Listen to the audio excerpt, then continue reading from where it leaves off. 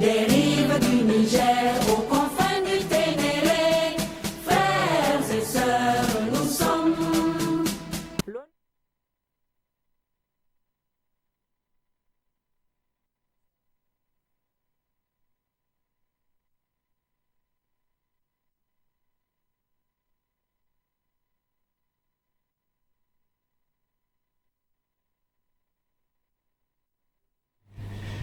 Une bonne chose, c'est un hymne un peu attentiste.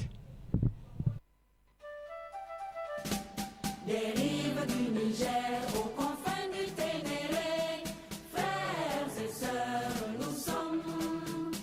L'honneur de la patrie, c'est en effet la nouvelle dénomination de l'hymne national du Niger adoptée par l'Assemblée nationale ce jeudi 22 juin 2023. Il remplace l'ancien vœu de 60 ans.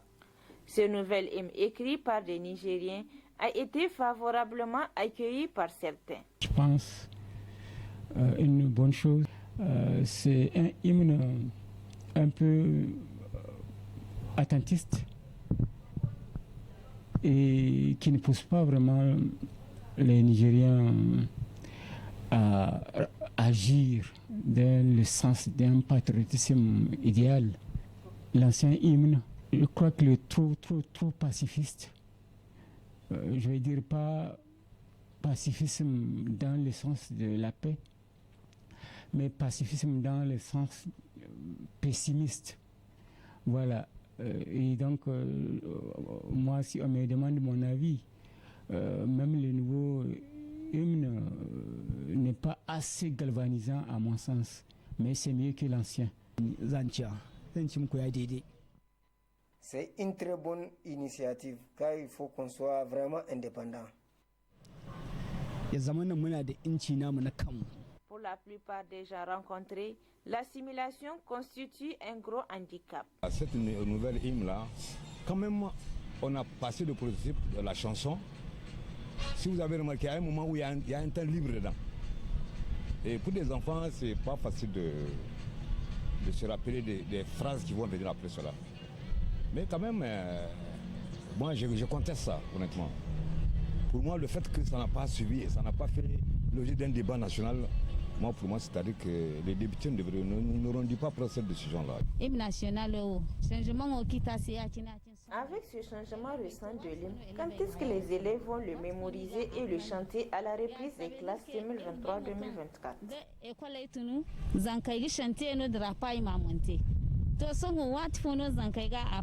Depuis l'adoption de cette loi, le débat s'est amplifié sur les réseaux sociaux, notamment Facebook et WhatsApp, chacun donnant son avis et même arithmique. C'est en 2019 qu'un comité d'experts a été mis en place pour proposer un nouvel hymne national suite aux critiques et pour combler les insuffisances de l'ancien hymne nigérien. Le processus de son changement a été entamé en 2022 par le Parlement. Ce projet de loi qui vient d'être adopté modifie ainsi l'article 1er de la Constitution et remplace l'hymne de la République conformément aux dispositions de l'article 173 nouveau de la Constitution du 25 novembre 2010. Voilà, c'était là donc l'élément par rapport sur le nouvel hymne national, l'honneur de la patrie qui a été donc adopté hier jeudi par le Parlement nigérien en session ordinaire au titre de l'année 2023. À cette occasion, une de nos équipes a recueilli les propos des citoyens. Reportage signé Ousseina Assoumi et Siraj Maman.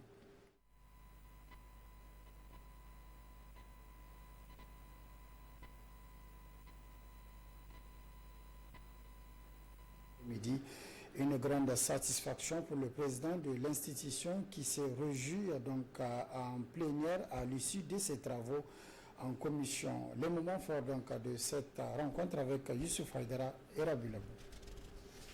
Après 15 jours d'intenses travaux, la première session ordinaire du Conseil économique, social et culturel, CESOC, s'est close sous la grande satisfaction du président de cette institution. Selon Malan Legari Maïrou, les échanges et discussions fructueuses qui ont caractérisé la session ont permis d'atteindre les objectifs escomptés. Nous avons à cette occasion eu l'opportunité d'entendre et échanger avec les ministres Leurs présentations ont permis aux conseillers de la République de se forger leurs propres opinions sur ces questions. Je tiens en votre nom à tous à les remercier pour leur disponibilité et la qualité des exposés présentés au Conseil. Après les auditions des ministères, les acteurs de la société civile et d'autres organisations ont passé tour à tour au niveau de chaque commission pour prolonger le débat afin de recueillir les préoccupations, les besoins et les attentes de chaque composante de la société sur les thèmes inscrits au débat de cette session. Les discussions tenues lors de cette session sur tous les thèmes abordés ont souligné la persistance des tares sociales qui nous assaillent et qui compromettent les efforts de développement économique et social de notre pays. D'où la nécessité d'une implication forte du CESOC. Les mauvaises pratiques sociales, des perceptions qui découlent des interprétations de la religion et de la déviation culturelle constituent, à n'en point douter, des défis que nous devons courageusement affronter. Le président du CESOC a saisi l'occasion pour saluer le travail abattu par l'ensemble des membres du CESOC et a abouti aux atteintes des objectifs. Je voudrais à la fin de cette première session ordinaire de notre mandature m'adresser à tous les collègues conseillers de la République qui pendant ces 15 jours se sont acquittés de leurs devoirs en examinant avec assiduité et clairvoyance toutes les thématiques qui ont été mises en débat. À nos honorables chefs traditionnels qui ont travaillé durant cette session avec assiduité, sagesse et courtoisie, j'exprime ma reconnaissance et ma profonde gratitude. La présente session du CESOC qui s'est achevée a eu pour thème le développement agro-industriel, l'enseignement supérieur et paix sociale, 3 grandes thématiques qui ont été discutées et analysées en long et en large. Du 13 au 16 juin dernier, la Banque Atlantique du Niger a organisé une formation à l'endroit des femmes entrepreneurs du Niger. Cette formation avait pour but de renforcer les capacités de ces dernières sur la gestion financière des petites, des plus petites, moyennes et entreprises. Boubacar Amadou et Lukoga. Lancée le mardi 13 juin 2023, la formation des femmes entrepreneurs sur la gestion financière des toutes petites et moyennes entreprises a pris fin dans l'après-midi du vendredi 16 juin 2023. 4 jours durant, la trentaine de femmes ont bénéficié de renforcement de capacités par des formateurs aguerris dans le domaine à travers plusieurs présentations en lien avec le développement des entreprises, les moyens et conditions d'accès au crédit bancaire, mais aussi et surtout la gestion des finances pour la prospérité des entreprises. Mariam Zourkaleni et Mme Issoufou Leila font partie des bénéficiaires de cette formation. Elles témoignent des connaissances acquises au terme de ces 4 jours d'échange. Cette formation nous a permis vraiment d'acquérir beaucoup de connaissances parce qu'il y a beaucoup de choses qu'on ignorait, mais à cause de vraiment la formation que la Banque Atlantique et l'IFC viennent de nous offrir, nous avons pu vraiment aller de l'avant dans nos prises de décision, quoi. Parce qu'au Niger, il y a beaucoup de choses que, il y a beaucoup de choses qui nous manquaient. Mais vraiment, grâce à cette formation, nous avons pu acquérir beaucoup de connaissances. Oui. Franchement, j'ai carrément acquis une sorte d'éducation vis-à-vis de tout ce qui est finance, tout ce qui est gestion d'entreprise. Vraiment, on a acquis beaucoup de connaissances. Ils nous ont appuyé en ce qui concerne cette formation et ça nous aidera beaucoup dans la gestion de nos différentes structures. Cette formation est l'initiative de la Banque Atlantique Niger à travers le projet International Finance Corporation IFC en partenariat avec le gouvernement de Hongrie. Une banque qui veut faire du cycle de la formation une base de l'éducation financière pour faire grandir les entreprises. Le partenariat entre la Banque Atlantique et les entreprises n'est plus à démontrer. Ça vient de commencer parce que franchement, moi, ils viennent de me démarcher. Je compte bien ouvrir un compte chez eux parce qu'ils m'ont convaincu vis-à-vis de tout ce qu'ils sont en train de faire pour les femmes entrepreneurs. C'est encourageant et ça mérite d'ouvrir un compte et de partir avec eux sur de bonnes bases. La Banque Atlantique, ils nous ont ouvert beaucoup de portes. Ils nous ont ouvert des portes vraiment sur l'accès au crédit parce qu'aujourd'hui, toute entreprise veut vraiment se développer. Donc, ils nous ont ouvert l'accès à il y a beaucoup de portefeuilles de crédit qu'ils nous ont apportés et nous sommes aptes vraiment à les suivre. Honnêtement, ce qu'on a vu, c'est du nouveau. Ce qu'on a vu, c'est du nouveau et j'appelle toutes mes sœurs à venir vers la Banque Atlantique et ils vont voir ce que j'ai vu. Soucieux du développement des entreprises, comme le dit son slogan, Grandir ensemble, la Banque Atlantique Niger veut accompagner ces dernières avec des conditions d'ouverture de comptes souples, l'accès au crédit bancaire, mais aussi et surtout des conseils afin de promouvoir l'autonomisation financière de ces femmes entrepreneurs. Le volet reportage de cette édition, le sport et la santé pratiqués par bon nombre de Nigériens des deux sexes. Le sport permet de diminuer le stress, d'améliorer la qualité donc de la santé et de diminuer les sommets. Notre équipe de reportage de Maradi s'est intéressée à ce sujet. Suivez le reportage de l'équipe Bonferrey Maradi. Entre autres avantages, il permet de réduire le stress, d'améliorer la qualité du sommeil, de diminuer les douleurs et d'agir comme un antidépresseur. Ici, on parle du sport, une source de plaisir désignant, selon l'Organisation mondiale de la santé, tous les mouvements que l'on effectue, notamment dans le cadre des loisirs, sur le lieu du travail ou lors d'un déplacement d'un endroit à un autre. Et donc, une activité physique d'intensité modérée ou soutenue a des effets sur la santé et cela, plusieurs l'ont compris. Un peu, vous m'avez suivi, donc je suis en train de faire du gymnase, de la marche, presque tout du fitness, quoi. On est là dans ce salle de gym un peu pour maintenir la santé. Donc on voit en matière de sport, donc vous allez voir maintenant toutes les maladies, donc les problèmes qu'on rencontre maintenant, c'est l'obésité, c'est les tensions artérielles, donc il faut faire le sport pour éviter tout cela. Le sport maintenant, il est devenu un grand médicament dans ce monde. Donc maintenant, il y a trop de maladies. C'est pourquoi vraiment, on est venu dans cette salle faire des mouvements pour être à l'aise, quoi. Et le sport là, vraiment, c'est la vie, c'est la santé, vraiment, le sport. Il faut que les femmes commencent à pratiquer le sport. Surtout ici à Maradi, il n'y a pas vraiment de femmes qui pratiquent. Nous avons constaté depuis un certain temps, les gens ont commencé à comprendre, à prendre conscience qu'il y a plusieurs types de sports. Donc là, ici à Maradi, présentement, les gens ont commencé à convoiter les salles de sport. Nous faisons un entretien de santé. Donc ce qui rime bien sûr avec la santé d'une manière générale, puisqu'on a coutume de dire que la santé, c'est le sport c'est la santé.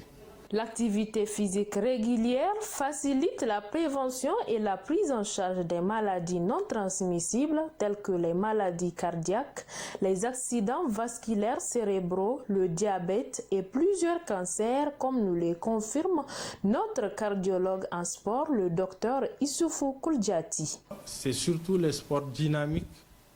Et entre autres, si on prend parmi les sports de loisirs, donc dans la population générale, ce qu'on connaît par le nom du footing, donc le footing qui est pratiqué pratiquement par le gros des pratiquants de sports de loisirs. Donc après le footing, nous avons le football non professionnel, donc ce qui se pratique dans le quartier. Nous avons aussi certains types de sports tels que le vélo, la danse. Donc vraiment, il y a toute une pléthore de sports qui ont un effet dynamique vraiment sur la santé. Les personnes ayant une activité physique insuffisante ont un risque de décès majoré de 20 à 30% par rapport à celles qui sont suffisamment actives. D'où la nécessité d'en pratiquer car l'activité physique est bénéfique pour la santé du corps et de l'esprit.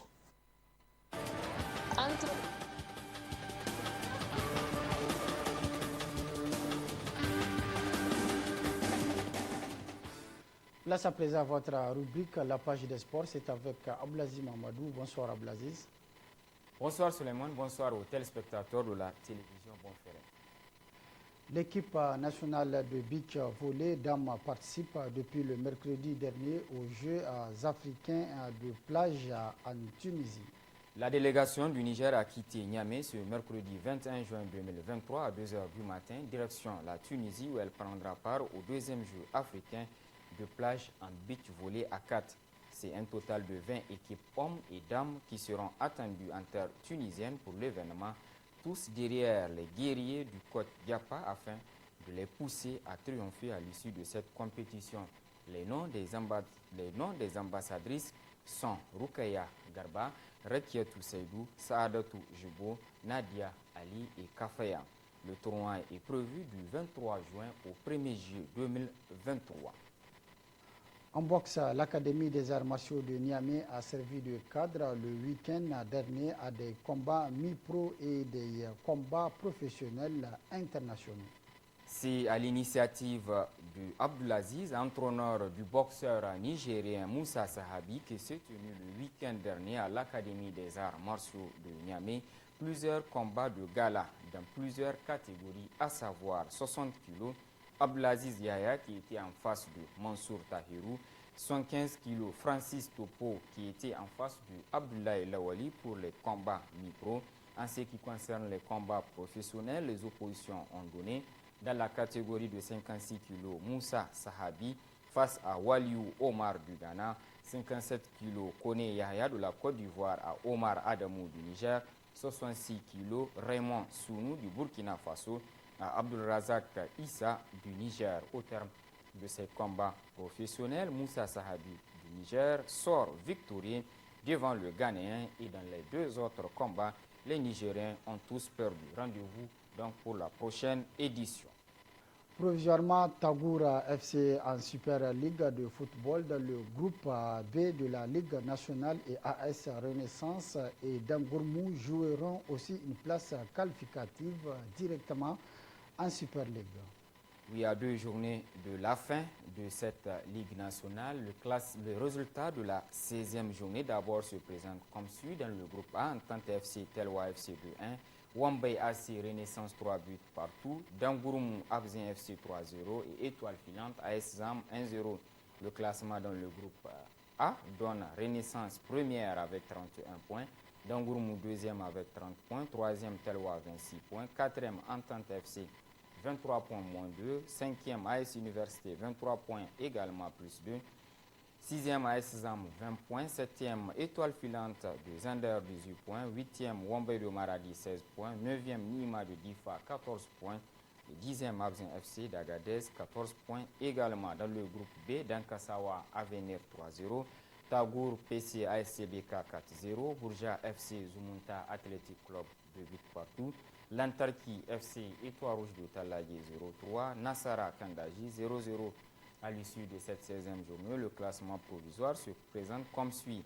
Premier, Tagour Provincial Club 32 points, deuxième, Zumunta Athletic Club 29 points, troisième, Dankasawa 27 points, quatrième, Étoile Rouge 25 points, cinquième, Lantarki FC 24 points, sixième, Kandaji Sport de Niamey 21 points, 7e Nassara AC d'Agadez 19 points moins 5, 8e Bourja FC de Maradi 19 points plus 1, 9e ASCBK 13 points et 10e Avenir FC de Tilaberi 10 points. Et puis enfin, le comité d'organisation de la 9e édition du TGV Aéroport se prépare pour le tournoi prévu du 2 juillet au 20 août prochain. Un comité d'organisation a été mis en place le dimanche dernier dans le but de préparer cette 9e édition du tournoi des grandes vacances du quartier Aéroport. Sur place, le comité a procédé au toilettage du règlement intérieur et autres documents servant d'organisation du TGV de Aéroport. À l'issue du tirage, dans le groupe A, on retrouve Tilbi FC, Main d'œuvre, Différence FC, Seleka et Al-Shabaab. Dans le groupe B, Étoile FC, AS Post, Balare 3 et Guanay. Dans le groupe C, 5 Étoiles FC, Lougarou, TP Gawado et Tonnerre FC. Dans le groupe D, on retrouve Juventus, Elite FC, Cité 1 et Relance 1. Le tournoi est prévu se démarrer le 2 juillet prochain pour se terminer le 20 août 2023. C'est donc également la fin de cette édition. Merci de l'avoir suivi à toutes et à tous. Prochain rendez-vous de la rédaction demain, Inch'Allah, à partir de 12h30. Très bonne réception. Au revoir.